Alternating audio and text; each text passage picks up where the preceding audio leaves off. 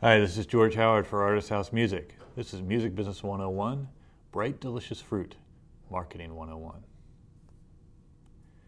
the last lesson, I stressed the importance of the gig. I resolutely assert that unless you're out there playing live, you cannot and will not succeed in the music business. As I noted, you need to make certain you focus not on the tired paths that others have taken and that now lead to diminishing returns at best. Instead, you need to find alternative venues from the norm and make certain that your live shows are events and not just another gig. Further, the gig is really the only excuse you have to begin connecting with the larger ecosystem of the music business. I mentioned last week that sending a demo package or MP3 to a journalist or radio station for no other reason than because you think your music is good is a completely fruitless exercise. However, if you're alerting a journalist or radio station about a gig, you're simply doing your job as an artist or manager should be. It's not just the media who can leverage the gig to connect with. Beyond the media are managers, lawyers, booking agents, publishers, music supervisors, and really just about everyone who is in the business. Whether they're at the gig or not, they will become aware of artists who consistently put on remarkable shows and build audiences. Having laid this groundwork, I'd like to now turn to some practical matters with respect to not only getting people to your gigs, but building a community in general. The efforts surrounding these activities can loosely be defined as marketing. Now, marketing is one of those topics that everyone thinks they're an expert at. This likely accounts for the vast number of failed projects and businesses out there. Marketing is not easy, and it is not a casual topic. It is a rigorous discipline that really is at the core of all ventures. The goal of all businesses is not profit. The goal is to attract and retain customers. Profit is simply a byproduct of the success of this goal. Too often, people worry about profitability prior to worrying about how they are going to attract and retain customers. Clearly, there is no profitability without the ability to attract and retain. Sadly, very, very few artists ever consider what it means to attract and retain a customer, and thus, very few artists ever do. Marketing is at the core of attraction and retention. To illustrate the idea of attraction, think about nature. Have you ever wondered, for instance, why strawberries and tomatoes are brightly colored and delicious tasting? Think about it for a second. These are not some designed by committee product geared toward a certain demographic. Rather, they evolved through a natural process to become bright and delicious fruit. And yes, a tomato is a fruit. But why? Think it through. In order for fruit to survive and spread, what must happen? Fruit can't get up and walk over to a plot of land and deposit its seeds. Fruit is completely reliant upon some external factor for its very existence. In order for fruit to continue to propagate, it must attract the attention of an animal by being bright. Once it has attracted the animal's attention, it must retain the animal's interest by being delicious. Only if the fruit is bright and delicious will an animal recognize it and eat it. Once recognized and eaten, the animal is able to literally spread the seed in a perfectly fertilized manner. Isn't nature amazing? So how does this relate to your music? The visual element and the appealing taste is, in some respects, the fruit's marketing strategy. The animals who eat the fruit are the fans of the fruit, but more than that, by spreading the seeds, the animals are more than fans. The animals are in fact acting as the distribution agents for this fruit. You must think about your relationship to your fans in the same manner. Is your music bright enough to attract people? Is your music delicious enough for your fans to ingest it and then act as the distribution agents, spreading it to others? This idea of fans as distribution agents, as opposed to, say, distributors, is more relevant than ever. While we'll speak about traditional distribution in a later lesson, it's important to know now that you must think about your fans as more than just receivers of your work. Instead, you must think of them as what I like to call evangelists.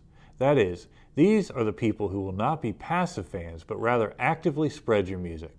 These are the bloggers, college DJs, and other so-called trendsetters who you must get your music in front of. In his brilliant book, The Tipping Point, Malcolm Gladwell identifies these evangelists as one of three crucial personality types necessary for any product or idea to spread. Gladwell uses the term maven to describe an evangelist.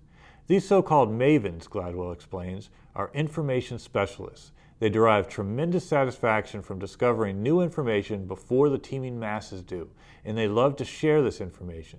They don't share the information for profit, but rather for the emotional high they receive from turning someone on to something they think is great. These mavens, or evangelists, are crucial to your success. The good news is that you shouldn't have too much trouble finding these mavens because you are likely one of them yourself. Musicians and people who love music tend to be mavens. There's something about the solitary nature of listening to music and the individual emotional connections that emerge from this experience that tends to have a high correlation to mavenness. For instance, people who are deeply passionate about music tend also to be deeply passionate about other things, food, wine, films, art, for example. People who are deeply passionate about music also tend to want to tell others about the music they are passionate. You likely can think of plenty of times when you have eagerly approached someone to tell them of the greatness of an artist. The key is for you now to begin reverse engineering this process. What were the circumstances that lined up in order to get you excited enough about an artist to want to spread the word? Think about it. When was the last time you told someone they had to check out a certain band? If I had to guess, I'd say that for the vast majority of you, it was after seeing a great performance. This performance could have been seen in person or via YouTube. It doesn't matter. There was something about it, like the fruit, that attracted you. Once attracted, you found it delicious and spread the word. If in fact it was discovered on YouTube, it's particularly easy to spread. Think about the significance of that in order for you to have been attracted to that artist, that it kicked your inner maven into high gear and exhorted you to share it. Something very specific happened. Your expectations were exceeded. Too often, we think that if we simply meet our customers' expectations, all will be well. This is patently false. To illustrate this point, I've created 3 hypotheticals involving a night out to see an artist you have heard good things about, but have never seen. Hypothetical 1. You get to the club, pay your cover charge, and wait for the band to go on. And wait. And wait. Finally, an hour or so after they were supposed to go on, they slink to the stage and spend 10 minutes tuning instruments and getting the monitors to work. They play their songs with very little enthusiasm and never acknowledge the audience at all. After about 4 songs, something happens and the guitar player throws down his guitar in frustration and walks off. Soon the rest of the band also walks off and the house lights come up. Show over. Hypothetical 2. You get to the club, pay your cover charge, and wait for the band to go on. They hit the stage on time and proceed to play a perfectly acceptable set of songs. The vocalists engage in the requisite inter-song patter, and after an hour or so they play a 2-song encore, thank the audience, and exit stage right. Hypothetical 3. You get to the club, pay your cover charge, and wait for the band to go on. Prior to the band hitting the stage, you notice that some members of the band are actually walking around through the audience, talking to the crowd. They're shaking hands with people and signing autographs. They seem genuinely delighted to be amongst their fans with whom they clearly share the same values. When they go on stage, it's like a levee breaking. The energy, enthusiasm, and clear passion for what they're doing is extremely evident. They're playing like they mean it, like their lives depend on it. During the few pauses between this ferocious display, they engage directly with the audience, talking about why it's significant that they're here at this venue tonight and what it means to them to be amongst these people. When the set finally ends, they hurry back out for the encore and keep playing until the club is forced to turn on the house lights due to potential code violations. After they stop, some members come down into the crowd and greet any and all fans who want to speak to them, while the others man the merch table, personally selling and signing their CDs and t-shirts. Now, imagine after seeing each of these 3 shows, you go to work the following day and are asked what you did the prior night. For the first hypothetical, you might say something like, I saw this awful band, and then go into detail about what made it awful.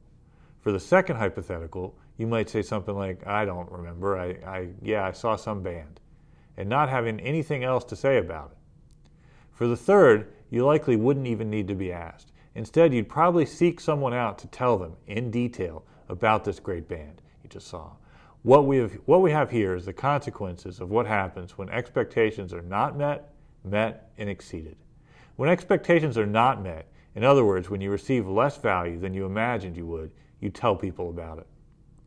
Similarly, when you receive more value than you thought you would because your expectations have been exceeded, you also tell people. Interestingly, it's only when your expectations are met you get pretty much what you expected, where you don't say anything. As an artist, you must exceed people's expectations. You must provide them with more value than they expect. When you do this, you generate word-of-mouth marketing. People tell others. The way to provide more value than expected and exceed people's expectations is to innovate. This goes back to the idea that the live gig must be an event. It can't just be some run-of-the-mill show. You must get people talking about your gigs. Better yet, you must get them filming your gigs and putting the videos up on YouTube in order to easily mail them to other people and thus spread the word. As you consider how to find your mavens, who will become evangelists about your music, it's imperative to do what is referred to as psychographic analysis. That is, start thinking about the traits, habits, and patterns of the people who are predisposed to love your music.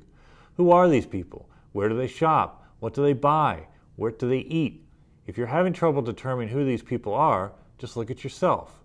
The fastest way to determine what it is someone is passionate about, for better or worse, is to look at credit card statements. What do you spend your money on? What would you spend your money on if you had more of it? Certainly, not all the things we love require money, but it is a shorthand way to really get to the root of what drives people. As we discussed way back in Lesson 1, by determining your own psychographics or values, you can begin to think about others and who share these values. From there, it's a matter of getting your music in front of these people. In the forthcoming lesson, we'll continue with our discussion of marketing by looking at the other crucial players Gladwell identifies as being necessary for ideas or products to tip: connectors and salesmen. For now, make sure that the music you make is indeed bright and delicious, and that you are exceeding the expectations of those mavens who have values that align with yours.